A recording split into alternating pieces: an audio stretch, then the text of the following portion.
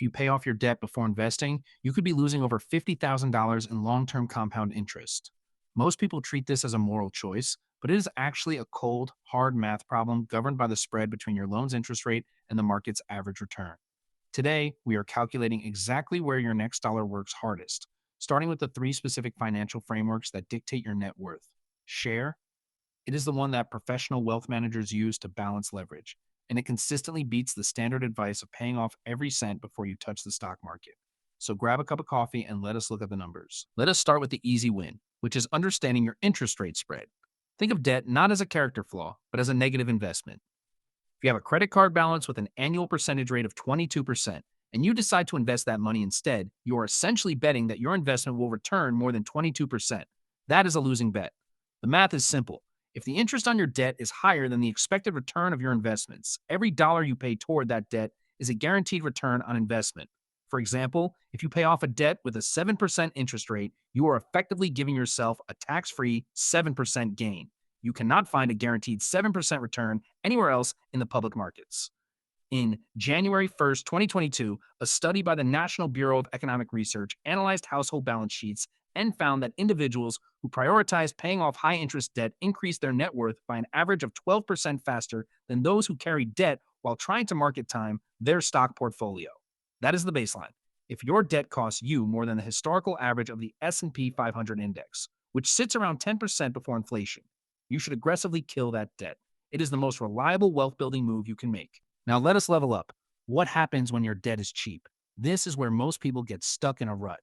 Imagine you have a student loan at 3% interest or a car note at 2.5%. The current inflation rate is often higher than that, and the long-term stock market returns are significantly higher than that. In this specific scenario, paying off the debt early is mathematically suboptimal. It is what finance experts call negative real interest. You are essentially paying back the bank with dollars that are worth less than the ones you borrowed. My friend Marcus had this exact dilemma in 2020. He had $15,000 in student loans at 3.2% interest. Instead of paying them off, he put that money into a low-cost index fund. Over 3 years, while he was making the minimum payments on his loan, his investment account grew by nearly 20%. Because the growth of his assets significantly outpaced the cost of his debt, he ended up with a larger net worth than he would have had if he had treated his loans like an emergency. But there is a catch. You have to be disciplined enough to actually invest that money. If you leave the cash in a low-interest checking account, you lose the opportunity cost. If you spend it on lifestyle inflation, you're just accumulating more liabilities. This level requires emotional control. You have to be comfortable holding debt while your assets grow. If the sight of that loan balance keeps you up at night, the math does not matter because your peace of mind is worth more than the spread. But strictly looking at the ledger, keeping cheap debt is the smarter play. If you're finding this breakdown helpful, consider hitting subscribe. I drop deep dives like this every week, and sticking around helps me keep the content focused on real-world utility.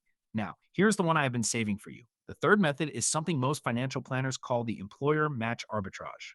This is the ultimate trump card that overrides the entire debt versus investment debate. Let's say you have high-interest credit card debt, but your company offers a 4% match on your 401k. A lot of people think they should ignore the 401k to pay off the credit card. That is a mistake. A company match is a 100% immediate return on your money. If you put $1 in, your employer puts $1 in. Where else can you get a 100% return? Even if your debt is at 20%, the 100% gain from the match is effectively a massive subsidy that dwarfs the interest you are paying. In 2023, a study by Vanguard showed that employees who prioritized getting their full employer match, even while carrying consumer debt, ended up with significantly higher retirement account balances compared to those who waited until they were debt-free. It is the difference between starting your wealth journey at age 30 versus age 40. You need to structure your finances in tiers. Tier 1 is always, always, always the employer match. It is free money. Tier 2 is aggressively killing off any debt with an interest rate above 7%. Tier 3 is investing the rest of your money while carrying only low-interest, tax-advantaged, or long-term structural debt like a mortgage. Think about that. Most people do it backwards. They stop investing entirely to pay off debt, missing out on thousands of dollars of employer contributions every single year. Once you see the math this way, you can't look at a monthly budget the same again. It is not about being debt-free. It is about being wealth efficient. When you optimize for the highest return on every single dollar, the debt just becomes a line item on a spreadsheet, not a ball and chain. So there you go. Three real ways to handle the debt versus investing tug of war. You have the interest rate spread as your guide, the discipline of holding low interest debt, and the non negotiable rule of the employer match. The third method alone will likely net you more wealth over the next decade than obsessively paying off a low interest loan ever could. It is about efficiency, not just emotional satisfaction. If you got value from this, share it with someone who is currently stressing about their student loans or credit card balances. Subscribe so you do not miss the next video where we break down how to actually find those hidden fees in your investment accounts. Thanks for watching.